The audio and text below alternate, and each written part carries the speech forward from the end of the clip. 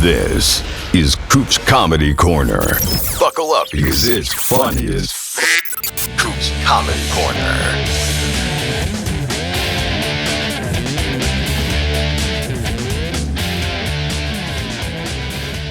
Welcome to Coop's Comedy Corner. I'm your host, Steve Cooper, and I got to tell you something, people. We have a great show today. It's funny. My guest, he did Cooper Talk a long time ago, and a while ago, Vincent Pastore from The Sopranos was on Cooper Talk, and we talked about how my guest does a show. He goes out with three Sopranos, big venues, and they talk about it. And he's done. My guest has done so much. He's been on Letterman. He's been on Jimmy Fallon. Jimmy Fallon mentioned him on when he was on the Drew Barrymore show, I believe. He does warm up for Drew Barrymore. He's done warm up for Rachel Ray. He's just, and he still does all these gigs. And my guest is Joey Kola. How you doing, Joey? Hey, Scoop, how are you, man? Good to see you, man. I'm good. Good to see you. Now, I got a lozenge in my mouth because I'm gagging because I did yard work today, and I sucked in a bunch of pollen, so I'm coughing like crazy. So that's why I'm chewing it now. So. Hey, I got them right here. I got the lozenge just in the same way. The pollen's been awful. It's funny. I live in New Jersey. I know you're out in Long Island, right? Yeah, Nassau County. Yeah. And it's just, I come out in the morning and my car is like that like yellow green. This shit just lies. Yeah. Mine looks like that right now. Yeah. You open the window to get some fresh air, and you're like, oh shit. Yeah, and all the pollen's coming in, and you're breathing it in. You put the windshield washer fluid, and it looks like it's been spray painted with yellow pollen. So, I was outside all day doing yard work, and that's what I've been breathing in. So, I want to talk to you about the Sopranos show. I want to know how you got involved in it, because Vincent told me it's Vincent Pastore, it's Steven Sciarippa, and Michael Imperioli, I believe. Yeah, it's pretty much the thing. And you host it. Tell me the whole format of the show, because it's pretty cool. I mean, and it must be great for you because you're working with these legends, and you're playing. So I've been with them for like 20, 25 years. The show has evolved to where it is now, where I come out, do like 15, 20 minutes of stand-up, kind of tell the audience, which is big theaters, anywhere from 1,000 to 2,000 seat theaters, let them know what they're in for. Do about 15, 20 minutes of stand up, and then we go to a videotape. We show video clips of all of the characters. Then I reintroduce them, and then I ask them about 13, 14 questions that are like from the internet, the stuff that people most want to know about them.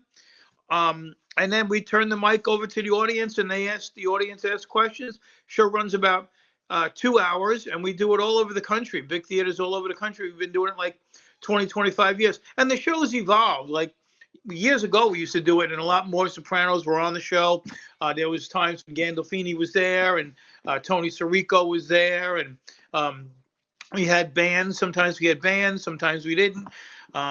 So this show has evolved now to where it's pretty much comedy and conversation with the Sopranos. And my wife just walked in. She was out to dinner with a friend, and this is what my Italian wife just bought me, a cannoli. Okay, I'm going to tell you something. I'm married to an Italian, and I've said this before, and people get pissed at me, but I think cannoli. Don't tell your wife. Make sure she's out of the room. I think cannolis are overrated. I think they're an okay dessert. Really, a lot of people do. I don't think they're that great. Oh, okay. All right. I love them. So how did you end up getting? By the way, you're coming through my hearing aids. Nobody can hear anything. I'm listening to you in my hearing aids, my Bluetooth in my hearing aids. I got 2 hearing aids in, so that's how I'm hearing you. Because I had Bell's palsy, and it made me 60% deaf in my right ear and 50% deaf in my left ear. So I got to have hearing aids, and everything comes through the Bluetooth with that. No, let me ask you. When you perform, do you wear the hearing aids? Yeah. So what was that like? Because, we all grow up and you have stage ears and you're used to the crowd. So the first night first of all, how did you get Bell's palsy? Did you wake up? Because my friend Joe Matarese had it. He woke up one day and he had it. And when did it happen? Joe Matarese? Oh, yeah, I know Joe. Yeah, I called him about it. Yeah. So how did it happen? Well, the first time I think it was just a cold air. I think it was the old wives' tale the old wives' tale of, your grandmother and your mother would say, don't let a cold breeze hit you in the ear, or your face will freeze like that or whatever. So it was like May of like 2016 or 17, and I was planting. I like gardening. I like gardening. I raise butterflies in the summer. I feed birds, and I make people laugh. I got it down to that. So anyway, I'm outside doing some gardening, and I got all sweated up, and I had to go back to the nursery and get some more plants. So I jump in the car. I put the air conditioner on high. I'm sweating like a pig, and the air is hitting me on the right side. So halfway there, I said to myself, wow, that air is kind of cold. Let me shut it down. And it was hitting me right on the right side. I didn't think anything of it. Got out of the car, planted the plants, went in, took a shower. That night, it sounded like someone was crinkling up a paper bag in my ear. And I said to my wife, do you hear that? And she's like, no, I didn't. I don't know what you're talking about. Next day, I woke up, boom, my whole face was down here. And my wife is, she's a little bit trained in, she used to have a business called New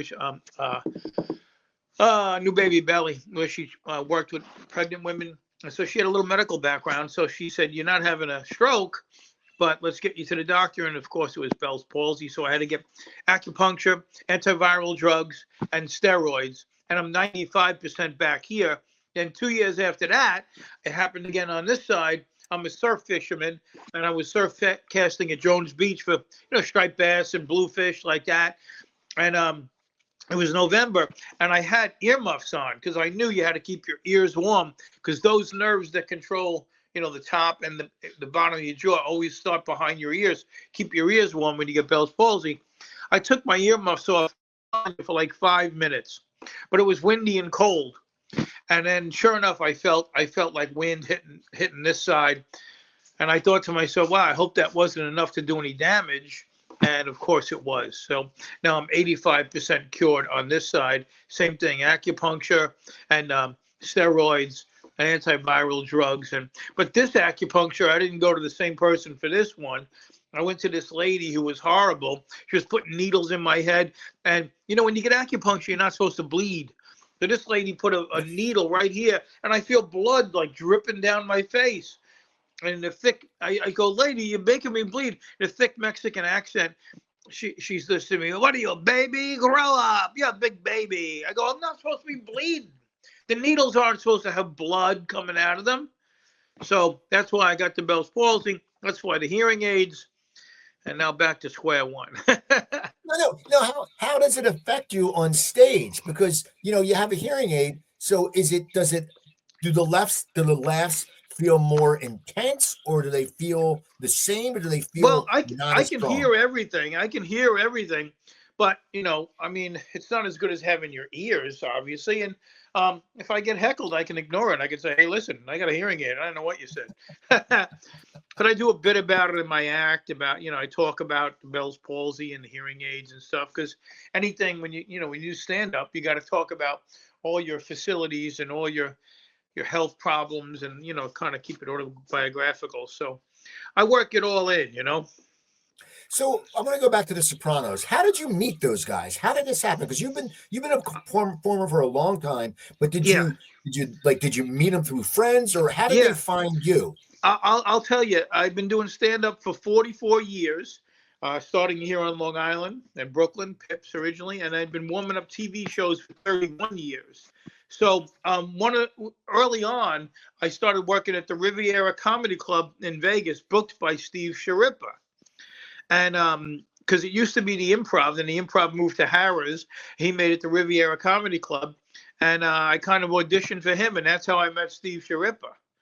And I've been I know him for, that was 40 years ago, 35, 40 years ago. So I've been working for him, and we became friends ever since. And then once they started, he started doing The Sopranos, and then we started doing these live shows. He knew me. He knew my act, and he knew, that I could, do the gig. So he hired me to do these shows, and that's how that started. And through him, I met Mike and I met Vince. So when did you said you started 44 years ago. What Yeah. was the comedy scene like back then? Because I mean, I'm thinking, there wasn't as many clubs. You were on Long Island. Were Yeah. you part of the Long Island 11 or whatever? Was that the group? No, it was the Magnificent Seven. I was the second generation.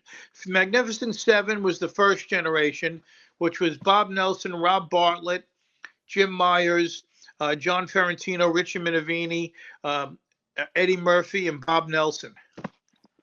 Those are the Magnificent Seven, and Jackie Martling, if you want to call it eight.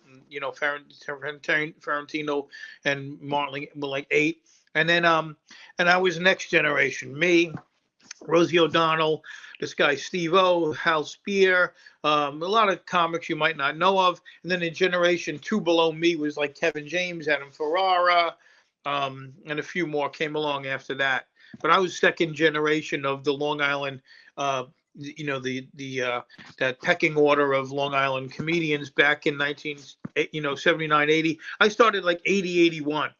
So I did Richard M. Dixon's East Side Comedy Club with Richie Minervini. And then I knew to go to Brooklyn, too. I did Pips in Brooklyn.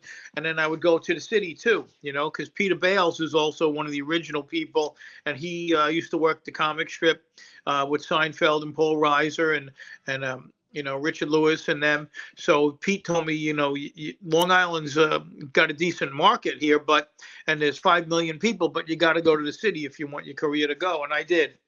So, and then, working over the East Side Comedy Club many years, Jeff Sussman, who now manages Joe Rogan and Kevin James, he was a barback. He was a barback at East Side. Tony Camacho, who used to book acts, he was a barback and a waiter. Rick Messina, who manages Tim Allen and Drew Carey, he was a bartender there. So a lot of big names came out of the East Side Comedy Club. Jackie Mason used to work there all the time, and Leno and Richard Jenny and everybody worked the East Side Comedy Club. So, that was my original home club, and that's where I got my start. My home club now is still the Brokerage Comedy Club. At one point, Long Island had 8 full-time comedy clubs that were all like A clubs. It was Chuckles, East Side, Governors, Brokerage, Laughs out east on Long Island. You had Jimmy's Comedy Alley and Bayside. There were so many. Then you could work, back in the 80s, there was shows every night, Monday to Sunday, whether it was improv groups or just stand-up comedy or sometimes musical comedy.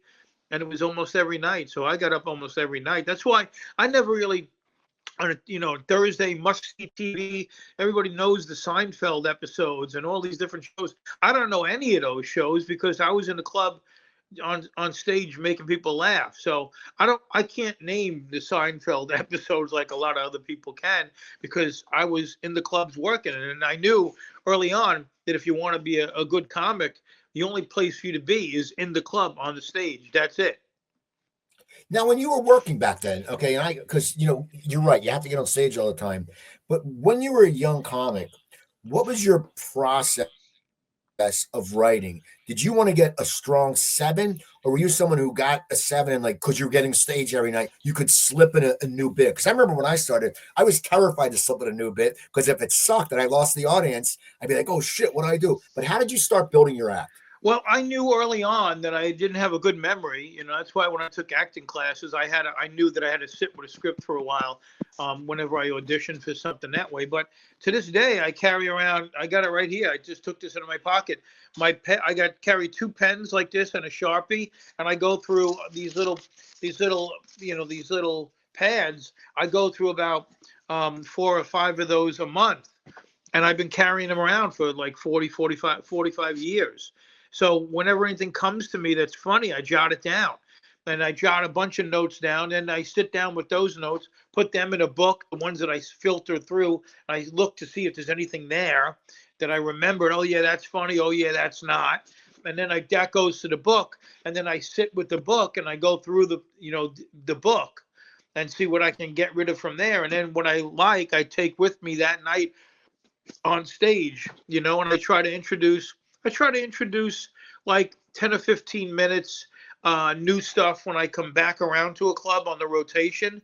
But it depends. I could do 3 or 4 new bits, or I could do 5 or 6 new bits, or I could write stuff on my feet, which is what my favorite thing is to do.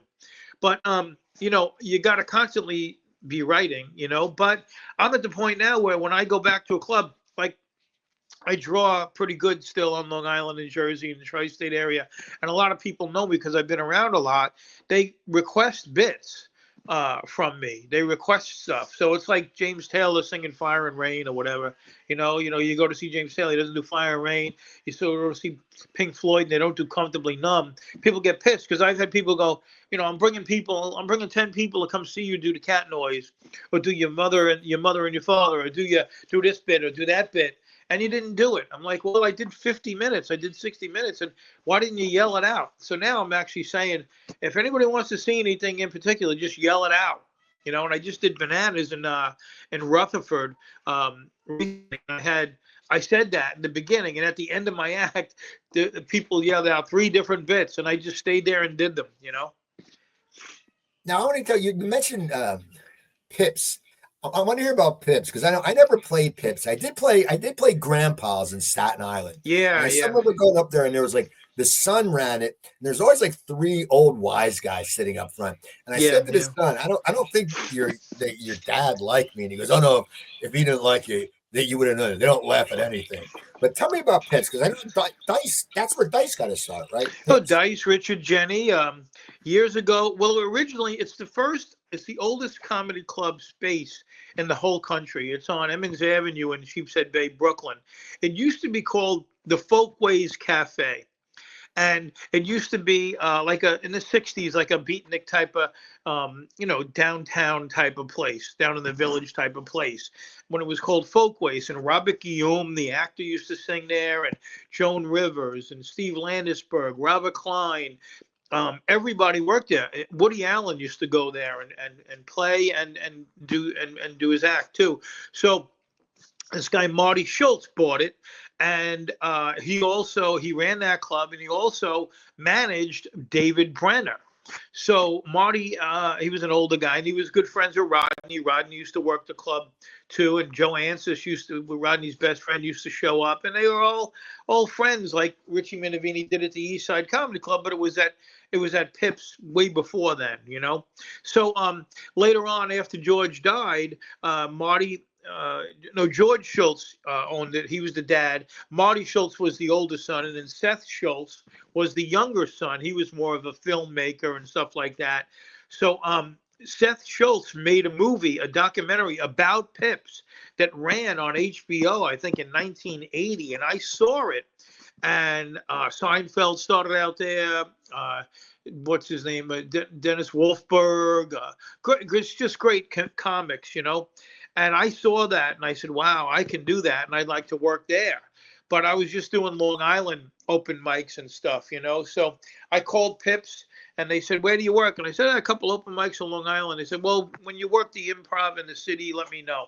And I called the Improv, and I said, I'd like to work there. They said, well, where do you work? I said, I do some open mics on Long Island. And they go, well, when you do other clubs like Pips or some other catchers and stuff, let us know. So then I called up again and lied. And I just said, I already work Pips. Okay, then you can have it said at the Improv. Then I said, I want to work the Improv. Well, I already worked at Pips. So I told each of them that I worked the other one. No one checked. So I got to get on a Monday night, and just start to hone my craft, So the comedy boom starts. You're in the beginning of it. What is it like for a comic? So you start, and then you're working Long Island, and you're getting up every night. But when do you start taking it out on the road? Because I know you probably came into Philly and probably played either the Outlet or the Works in Philly. Yeah, I'm sure. Yeah, all of them. Yeah. And Scarpati at his rooms. But when did you really start branching out? I worked with Scarpati a lot. The Cabaret, yeah. So, well, the thing is, you got to make your circle. At the time, I was going to college. I was graduated CW Post here on Long Island. I was working at Augie's Italian Bakery, Italian factory, making Italian bread. And then I was going up the clubs around Long Island at night. Richard M. Dixon's. There was a guy named Richard M. Dixon who did impressions of Richard Nixon, and he had a club. And everybody started there too. Jackie Martling had a night, so but that was just like singers. Everybody would do that, and then Richie opened his club, and then his brother his brother Chuck opened Chuckles. So you start doing local gigs, and then you widen your circle. If you want to be a good comic, you see what's going on in Queens, you see what's going on out east on Long Island, you see what's going on in New Jersey and Connecticut. And you start widening your circle and widening your circle, and then you also have to do the city. At that point, I never really did the comic strip because Lucian Hole didn't like me, and I got a whole story about that. But I did the improv, I did Catch, I did Caroline's because Caroline loved me. I used to do that all the time. So I was doing the Long Island clubs and some city clubs. And then you get an agent. Jeff Sussman became my manager, and then he managed myself and Bob Nelson and Ted Alexandro and a bunch of other comics for a while. I mean, he's still I think he's still with Kevin and Joe Rogan. But so I would do auditions also in the city for different clubs. Different clubs would show up, and you do these showcases. Barney Weiss would come down from or all the Philly people would come down, or I used to open up for Bob Nelson a lot. So Andy Scott Patty had him at the Cabaret. So I would open up for Bob at the Cabaret. Me and Todd Glass would do those shows. And then I got to know Craig Shoemaker, and Dom Herrera is a very close friend. And he took me under his wing for a while. And then Richard Jenny, who I started out at Pips at Pips, he took me under his wing. So like I take some comics under my wing, they took me under their wing, and you learn by hanging out with these people, and you network. If you go on stage and they like you, then they want to hire you, because these comedy clubs, they need you to be funny. Like recently, I just had a comedian say to me, a young guy, go, I can't get work at the governor's clubs because of politics. I don't know that. That's not true at all. If you go on stage and you blow the doors off a room, there's no politics at all that can stop you. It's not who you know at the club or whatever. I'm talking the politics of the room, of the industry. They need you to make their audiences laugh. So if you're writing and you're doing funny stuff on stage and the audiences are laughing, you're going to work. And there's a lot of young comics now that, they just put TikTok stuff up or whatever, and they're not writing jokes or anything. Or they think they got to be, telling a story of something that happened in their life that really happened. Like there's somebody fact checking. Nobody's fact checking your jokes. It's just say it, be funny, and then move on to the next joke. And people pay to see energy. Whether it's whether it's a clever energy like Stephen Wright, or if it's somebody a little bit more manic like me. So did I answer your question? I forgot where we were. Yeah, but I'm going to go into another question, and I want your opinion. I want you to tell the viewers, how special was Richard Jenny? I mean, that guy was so brilliant. I mean, I would see would do a bit, like he would do like 25 minutes on a premise. You were friends with him. Tell me more about Richard, because I never met him. I think I saw him at the Funny Bone in Philly, but I never met him. But he was so special. But tell me, what made him special, and learning from him, how important was that? Yeah, he was the most showcased comic in all the Montreal comedy festivals, and on Toronto, all of them. He did the Tonight Show many times. He's got many specials, Platypus Man. But I knew him when he first started out at Pips, and East Side and all the other clubs we were doing together. And I was younger than him, and he took me under his wing. He was like the original of the Brooklyn Magnificent Seven. It was like him, Dice, John Mulrooney, a bunch of them that started out at that level, that came in behind, Robert Klein and Richard Lewis and them at Pips. But to be around Jenny, you hang around certain comedians that their brains just don't stop thinking about writing jokes. It's just, Richard Jenny told me once, I said, wow, you started this last night. We were doing like 2 shows on a Friday, 2 on a Saturday. You started this train of thought on a Friday early show. By the time we got to the late show Saturday, there was a half hour on the 2 words you said on Friday. And he said, Joey, in my opinion, a bit is never finished. You can keep on going on a bit. you can just keep on going. It's never ever finished. So if you think you're done writing, keep on writing, because it'll take you in different ways. And that's what I kind of do. I when I write, I'll write a premise down. I'll bring it on stage, and I'll see where it goes. If an audience is with it or not, or my train of thought. We'll see where my brain takes it. Because remember, the audience wants to hear about the world through your eyes. They want to hear about life through your filter. So, that's it. So, okay. So I Do saw you the hear clip. anything in I the think you background at posted it. all? Can you hear anything in the background? No, I'm good. Oh, okay. I'm good. I Good, can't hear good. anything. Yeah, so to Jimmy be with Fallon. Rich Jenny and have him take him under have him take me, just to finish up with Rich Jenny. He saw my energy. He took me under his wing. I opened up for him. We wrote some stuff together. We went to a Billy Joel concert in L.A. together. I stayed at his place in L.A. when he was there. We became really, really good friends. But he had some demons. He did have some demons, and sometimes they catch up to us.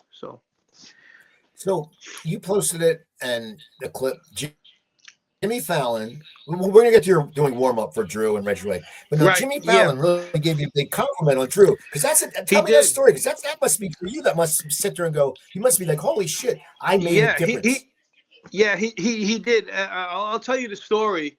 Well, the recent clip that I put up, he was on the Drew Barrymore show that I'm going into my 5th season, warming up her show now.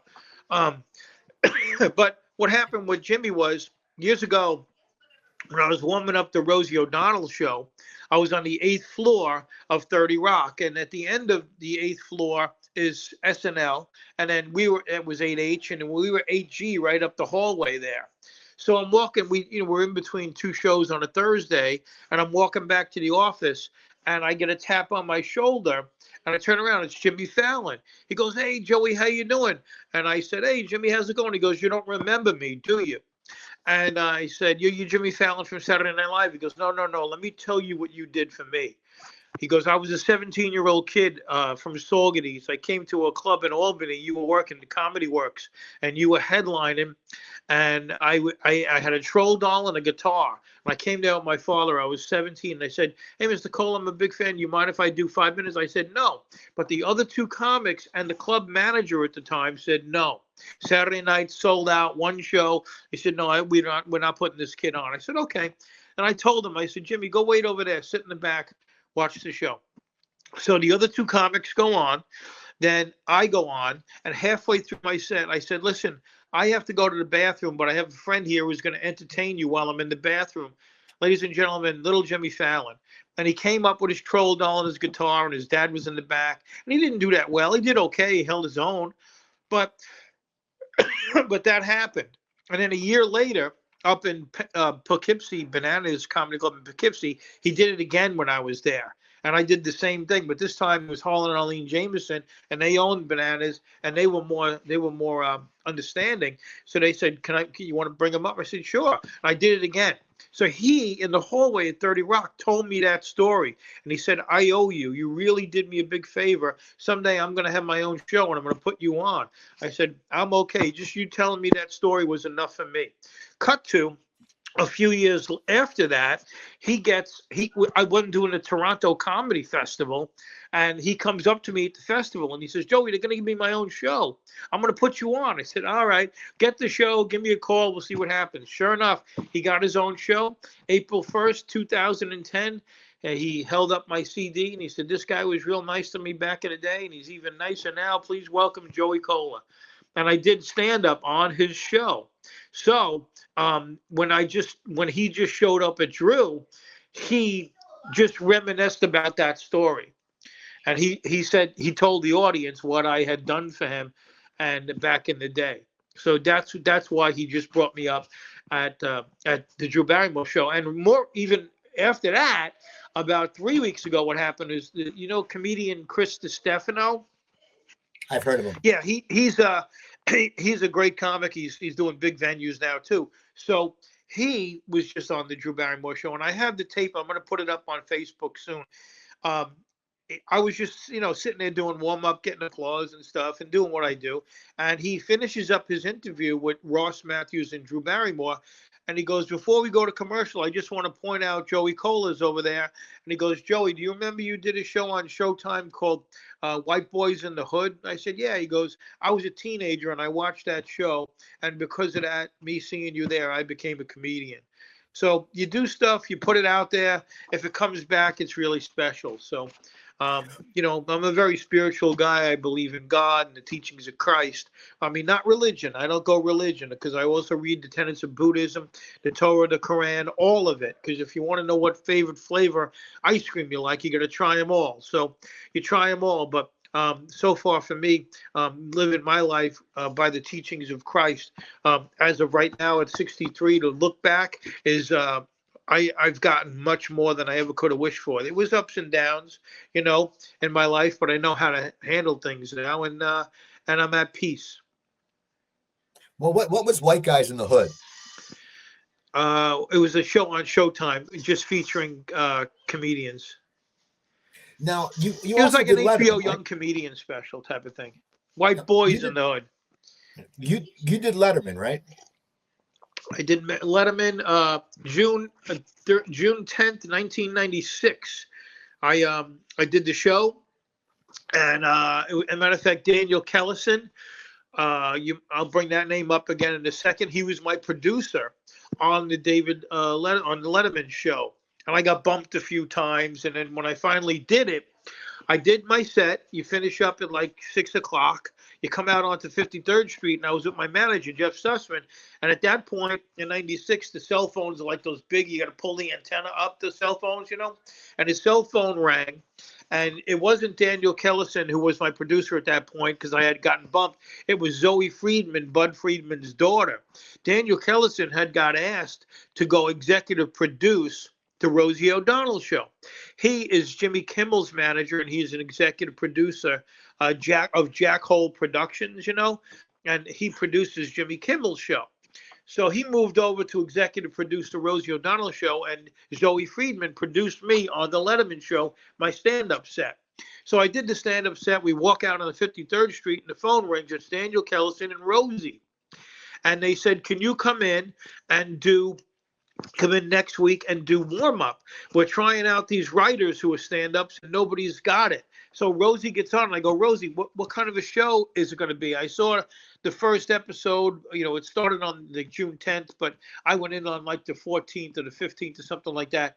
And I said, it's going to be people throwing chairs at each other like Geraldo or Sally Jesse Raphael? Or is it going to be, a talk show? He goes, it's going to be Merv Griffin. It's going to be Mike Douglas, but it's going to be fun. I want you to run it like you're MC in a comedy club, like we're at East Side on a Saturday night. I said, okay, great. And we're going to shoot koosh balls, and we're going to play games, and we're going to give them food. And that was it, 1996. I think it was June 13th or something like that. The show started June 10th. 13 to 14th, I came on in 96, and I did the whole run. 6 years with Rosie, 7 years with Martha Stewart. I did 12 or 13 years with Rachel Ray. I just finished up my 5th year with Drew Barrymore. And before that, I did Jon Stewart's original WOR show, because I knew John from Catch a Rising Star. We used to work together. And he had a local here on New York, Channel 9, WOR show. It was just a talk show. It lasted about a year, and I did that in 93.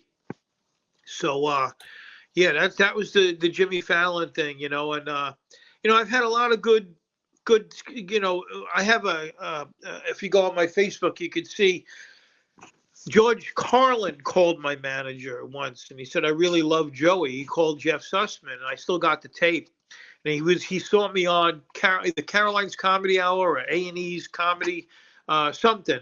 And he goes, listen, I really love Joey, and I'd like to work, if I ever see him, I want to tell him. He goes, I don't have a project per se, but anyway, he gave me a lot of accolades. He gave me his phone number, and him and I became friends. And we had a beer and a sandwich a few times. He came to see me in Vegas. I got to go backstage to go see him in Vegas. And it was a really good relationship. To be friends with George Carlin for a little while. Not his best friend. I didn't see him all the time, but we did have a good relationship, and we respected each other greatly. Now, you've been doing warm up for a long time. What Yeah. makes you such a good warm up? Because I've been to tapings and sometimes the warm up sort of sucks. But then I know this guy Gary Cannon who's really good at it. He does Yeah, Jennifer Hudson Gary's stand-up. a friend of mine. Yeah, he Yeah, does it in I know L.A. Gary, and he's very good at it. But he started out saying he buy his own gift cards and give that away. And because he used to do Sullivan and Son, which was with Roy Wood and Right. Roy Wood and a few other guys, Steve Byrne, and that's where he started doing his warm up. But Yeah. what makes like if someone wanted to be a good warm up person, what makes you so good that people come back to you? Well, yeah, as a stand-up comic, you got to realize when you do stand-up, it's about you. When you do warm-up, it's not about you. You're one small piece in a big puzzle, and you got to hold everybody else's end up. So you got to show up for the meetings in the morning. Like I get up at 5:30 in the morning. I'm on a train to get to New York City by I'm on the 6:30, 6:43. I'm in the city by 7:30. My first meeting is at 8 o'clock in the morning. Those are not the hours of a stand-up comic. But you got to be there. You got to be in the meetings. You got to meet with the producers. You got to know what's going on. You got to read a rundown. I transpose the rundowns onto my pad, my little pad here, and you got to know what's going on more than the host and more than the producers, because you're the rodeo clown. You're the butler. You're the one to introduce these people to a house that's not yours. And so you kind of got to represent the host and the brand of the show.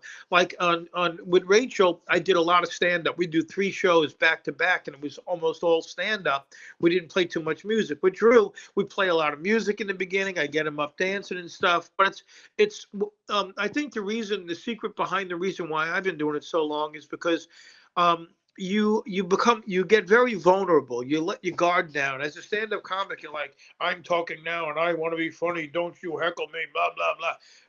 With that, even the success as a stand-up, I don't really have that. I want to have fun with the audience. I want them to leave having had a good time with me, not no put downs or anything like that. So I create every single show twice a day, Tuesday, Wednesday, Thursday, from September to April. I create a party atmosphere where everyone is welcome, especially the Drew Barrymore show, where everyone's welcome. It's a peaceful place, and there's harmony. I create harmony, and the audience, no matter where they're from, because a third of the audience that comes to see Drew is from other parts of the world, they can let their hair down. They could be themselves. They could say anything, about anything. We cry a lot on the show, and we laugh a lot on the show. And Drew talks to the audience a lot. So, and we talk about everything. I mean, if you follow her on Instagram, you'll see they air some of those where she talks to the audience a lot. So to be a good warm-up person, you have to really jive with it's not about you. You're not this little piece that comes in, does some stand up and leaves. No, you become a part of the fabric of the show. Seth Herzog does the Tonight Show with Jimmy, and he does like 15 minutes up front, but the band plays in between. Depends on the format of the show. Most late night shows have that format where they'll do 15 minutes up front. They'll do a little bit of warm up, some instruction, and then the band will just play in the commercial breaks because it's an exact hour. Whereas with Drew, it takes about an hour and 45, 2 hours to do an hour long show. So, I'm out there a lot talking to them. We're playing music in between. I get them clapping and stuff, and there's some giveaways and things like that. But you really got to go into it knowing that you want to have fun with these people. Like when I do stand up, one of my rules is no matter how tired I am, no matter how long the drive is to the gig and back, because it's not about the gig, it's about getting to the gig, and getting home. So I always say to myself, okay, I can't wait to get on stage and tell these people my story. That's when I'm doing stand up.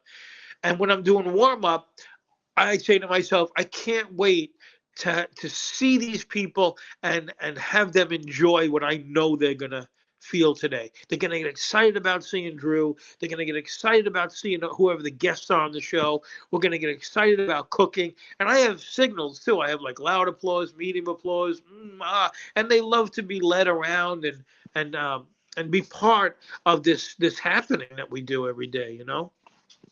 what was Martha Stewart's crowd like? That Because was a lot different. yeah, because she now she's like this funny, she hangs out with Snoop, but her crowd, you think of Connecticut rich white people. You think that. So what was it like with her crowd?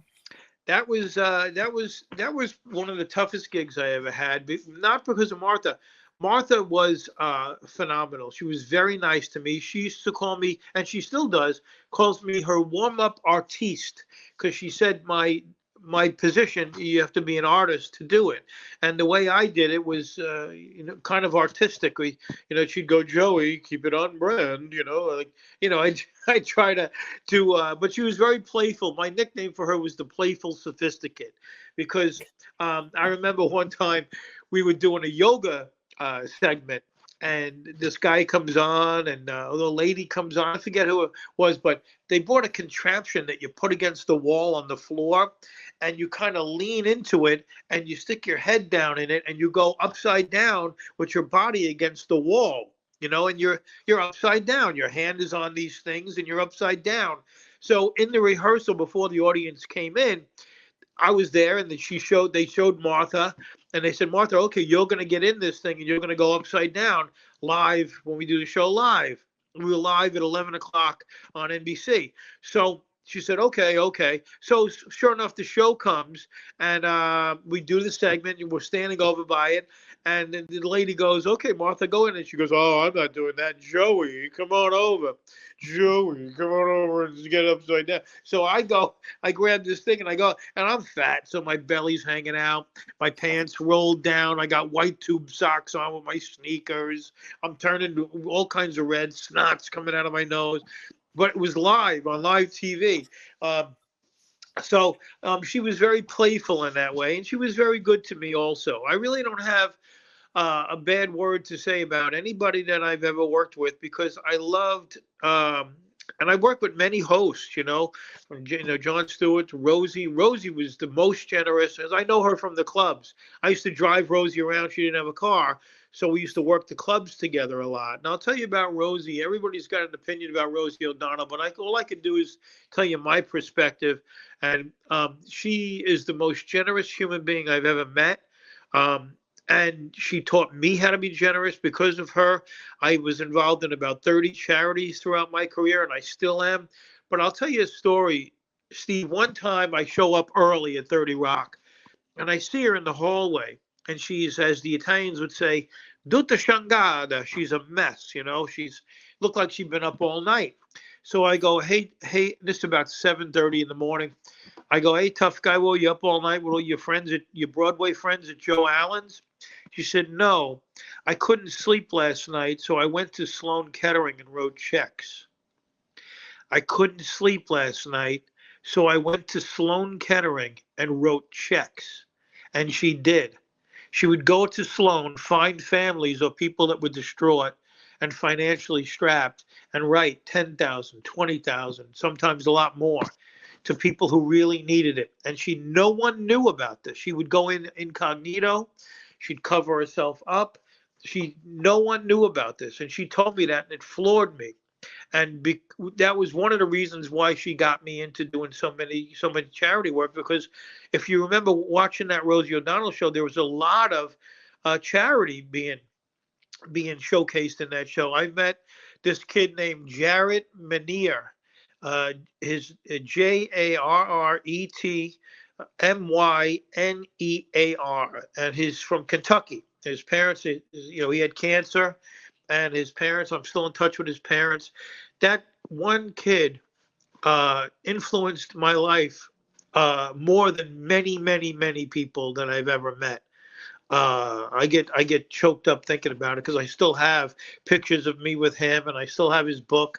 It was called Jarrett's Joy Cart. He was sick with cancer, dying, yet he was able to. And this kid was 9 or 10. He was so focused on getting toys for the other kids in the hospital. And if you Google Jarrett Manier, you'll see that his parents parlayed his charity into this big situation that's still going today. And this is over 20 years ago he passed away. So that's we're only here for a half hour, man. You know what I mean?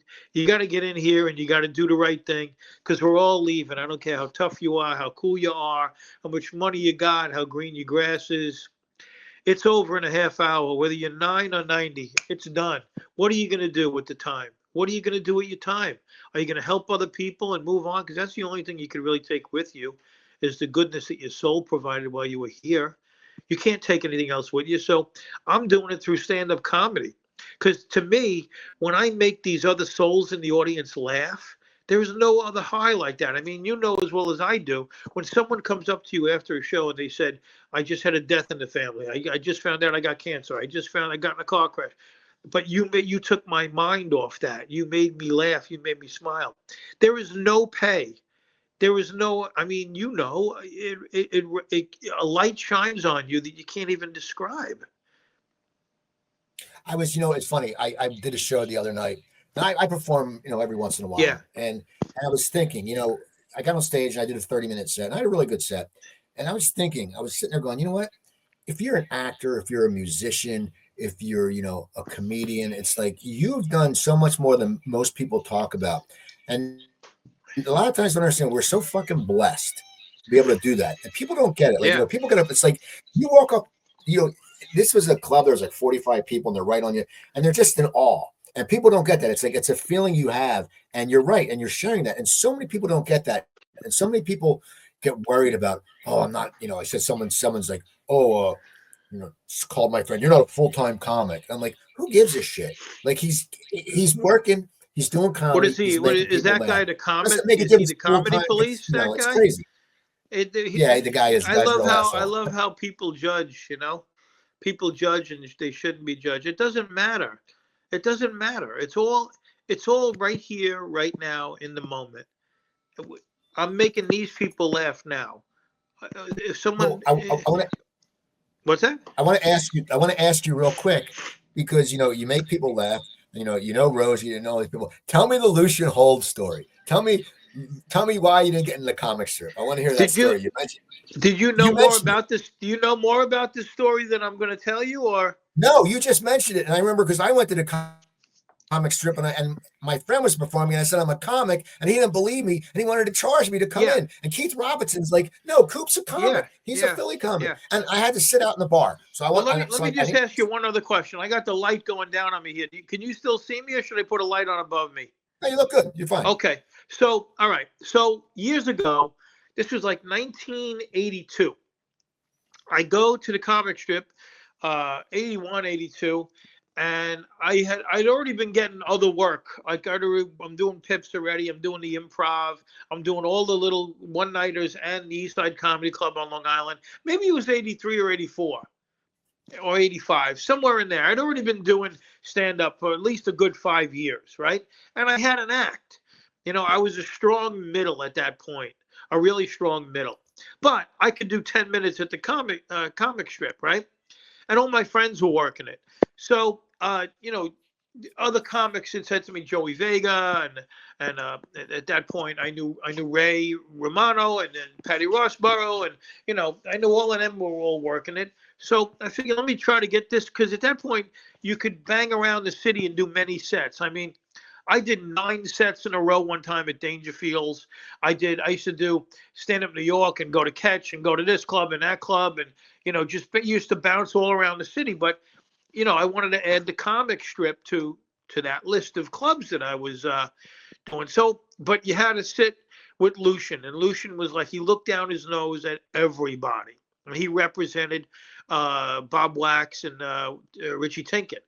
So you had to get by Lucian to be on that stage, and that was it. That was just it.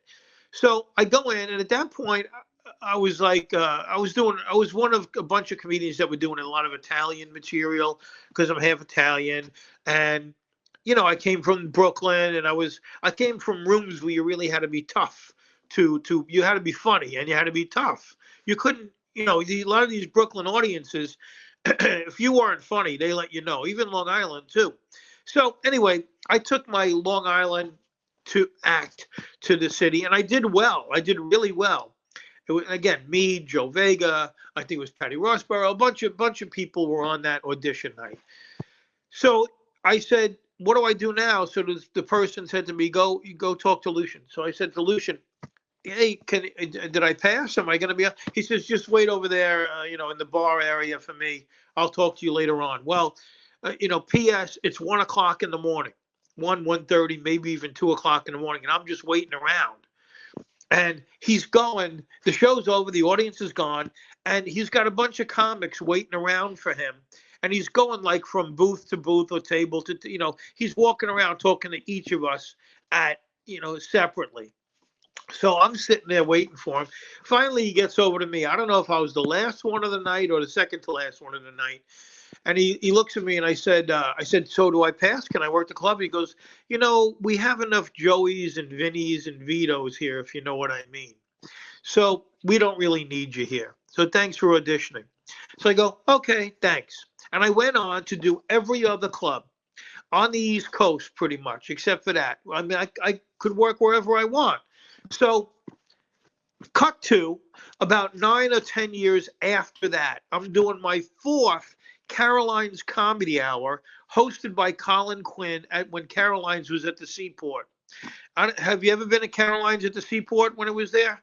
No, but I've seen the show. Okay, so in the lobby of the room was separate from where the lobby was, and the lobby was kind of our green room when we were doing the TV show.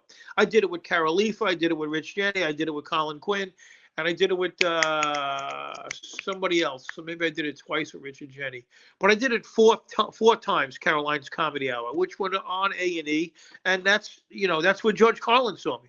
So I'm doing my fourth one. And it's me, Kenny Rogers, and Jim Myers.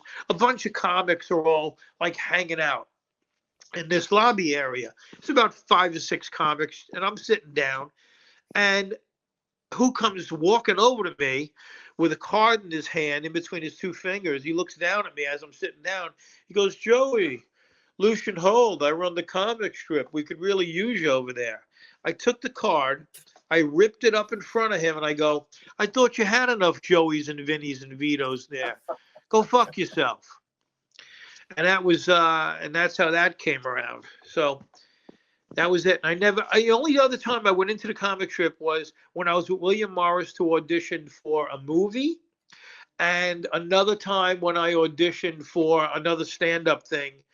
It might have been White Boys in the Hood for Showtime or something like that. And I got both things I went into, but he couldn't knock me off that stage because the people that I was auditioning for asked me to be on that showcase. And that's my Lucian Hold story. Well, I want to know, since you've been working on Drew and Rachel, who is someone that do you meet the guests? Like, who is a guest where you were blown away that you actually got to meet someone? You're like, holy crap. I mean, there's anyone sometimes it's really amazing. I don't really get into who the guests are now. It could be a monkey on the show. I'm going to make it look good. You know what I mean? It doesn't matter. But there are some people that you meet and you go, oh my God. Like I met Alan Alda when he did the Rachel Ray show, and Hawkeye Pierce, Benjamin Franklin Hawkeye Pierce from MASH, is my favorite television character of all time. So I got to meet and take a picture with Alan Alda. I got to meet, when I was warming up Martha Stewart, I got to meet Gene Wilder, which was really amazing. And my friendship with Regis Philbin. Anytime Regis would come on, we'd sing Dean Martin songs together in front of the audience. I have great videotape of Regis and I singing, great pictures with Regis. Yeah, just things like that, kind of stand out. I was just telling a friend of mine recently that when I was warming up the Martha Stewart show, she had Maya Angelou on, and in between commercial breaks, we went to commercial. She walked over to me, and in my ear, Maya Angelou whispered, "You have the attitude of gratitude," and it's. How'd she put it? She said with the word grace, she goes, and it's come upon you with grace, or your grace shows, something like that. But to have Maya Angelou's voice in my ear, was an amazing thing. I mean, there've been a lot of other moments too. Those are what stand out right now. And the fact that I get to hug Drew Barrymore in the morning. She comes up to me. I mean, it's Drew Barrymore. And now we have Valerie Bertinelli as a regular on the show. And, you know, I grew up watching her, and now she comes out, gives me a high five. I mean, that's Eddie Van Halen's, you know, I mean, it's the most amazing, it's just like amazing. Sometimes I got to pinch myself, but you know, that stuff really doesn't. You know, Kevin James played Santa Claus for my kids. Ray Romano had dinner in my kitchen years ago. It really doesn't matter who you get your picture taken next to. It really doesn't. It's who you're sitting across the kitchen table from. That's what it really matters.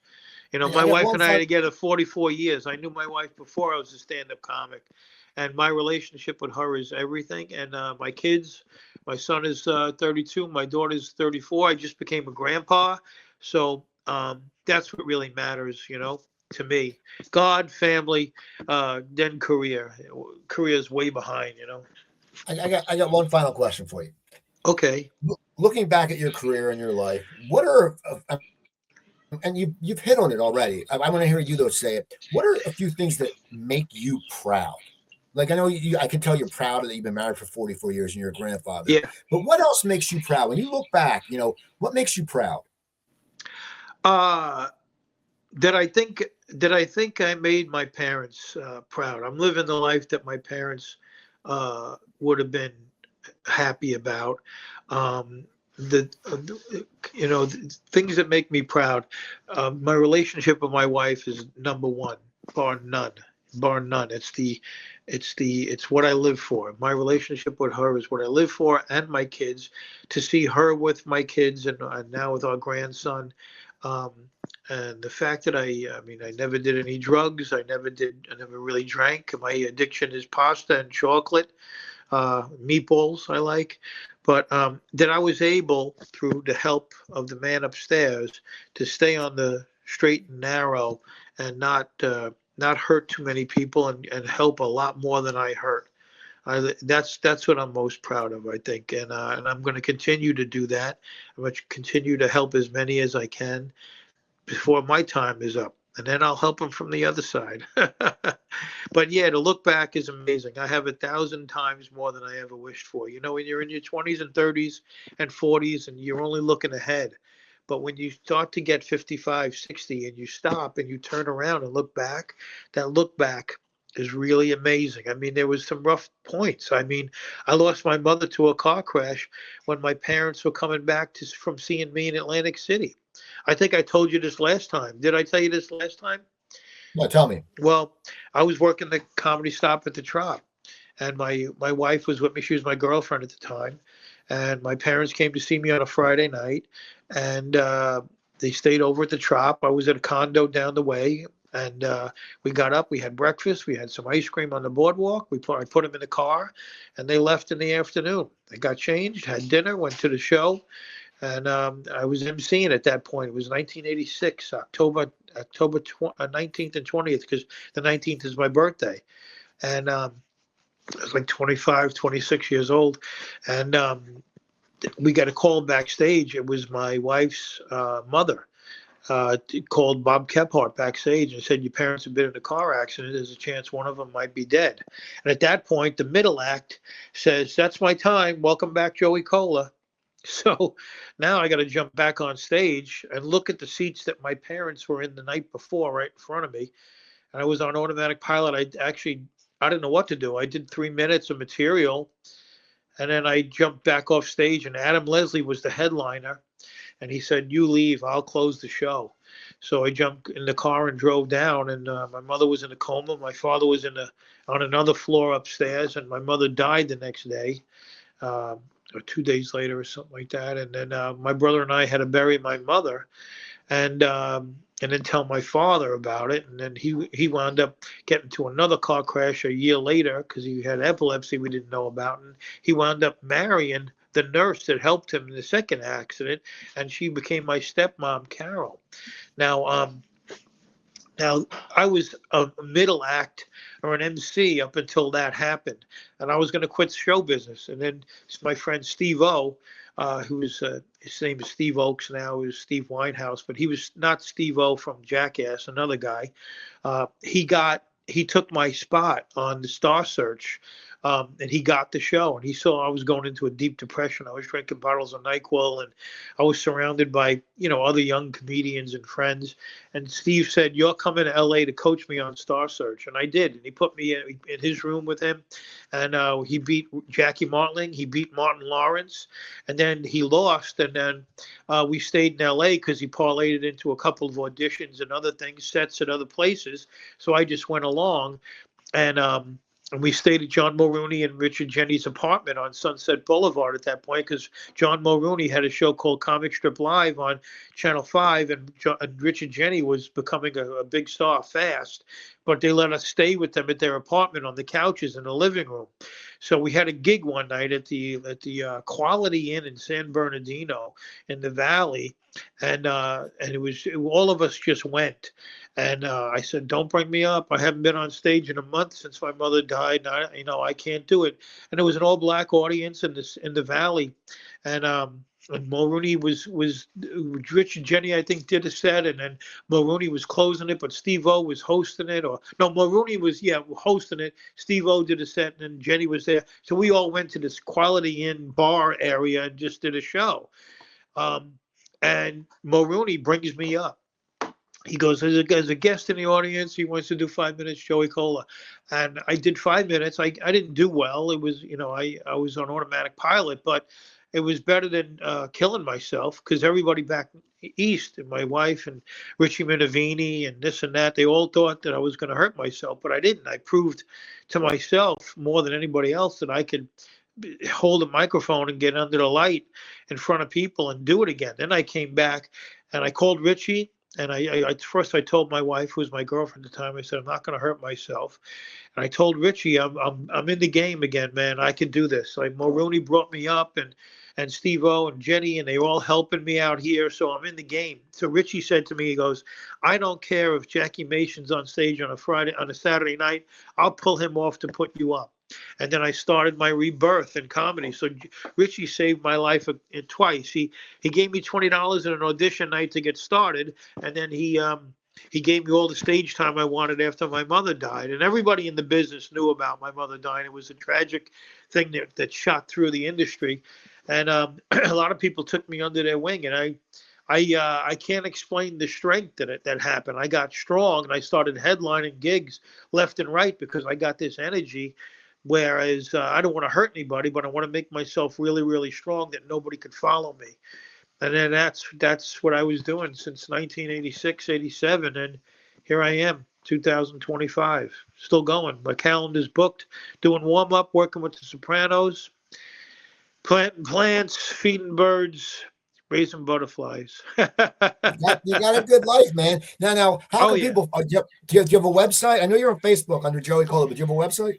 Oh, joeykola.com, but I don't really put anything there at all. If people want to download my bio or see, but follow me on Instagram, TikTok, and Facebook. Just, at the Joey Kola, and you'll find out what I'm doing. But just, I mostly, like everybody else, I just put everything on Instagram. But I don't know. I'm not a whore. You know what I mean? I don't really put a lot up because I'm not really chasing anything. And then a lot of people around me say I should be doing more. If you want more, you got to do more of that. But, I'm satisfied. So we'll see what happens. So people, go follow Joey Kola. And he has some really good clips on Facebook and Instagram. You can follow me on Facebook. It's Steve Cooper. And YouTube. And YouTube. And so look up Joey. And it's Kola, people. Also, if you go to YouTube, look at past episodes of Coop's Comedy Corner. My producer, Jimmy Corhan, who runs Comedy Trainwreck. Some other great shows. Julia Scotti has a show. Corey Alexander has a show. Coleman Green has a show. I have 27 or 28 episodes. I've had Wendy Lieben, Rich Scheidner, my buddies from the show Homicide Life on the Street. You can also go on YouTube, look up the Coop Tank. That's my business podcast. I host once a week. I do a roundtable with business professionals from the South Jersey and Philadelphia area. And we just talk about motivation and stuff like that. Then my other website, coopertalk.net. Joey was on that show before. I have over 1,045 episodes up there. And also shows coming up March 15th at the Splits Luxury Lounge in Laurel Lanes in Maple Shade. It's Steve Cooper presents Laughter in the Lanes. on May 28th. It's Cork's Comedy Connections at Soundplex Studios. I'll be hosting with my friend Chris Kosha. I love Chris. And then I'm Tell him I presenting said a new hi. show. Chris, I will. And then my new show is at Death of the Fox Brewing Company. It's Steve Cooper presents A Beer Barrel Full of Laughs. And it's myself, Bill Chang, and the headliners, Jay Black. So check them out. Go to Comedy Trainwreck. Go see Joey Kola. I'm Steve Cooper. Email me at cooper@coopertalk.net. And you all have a wonderful, wonderful week. All right. Good night. Coop's Comedy Corner.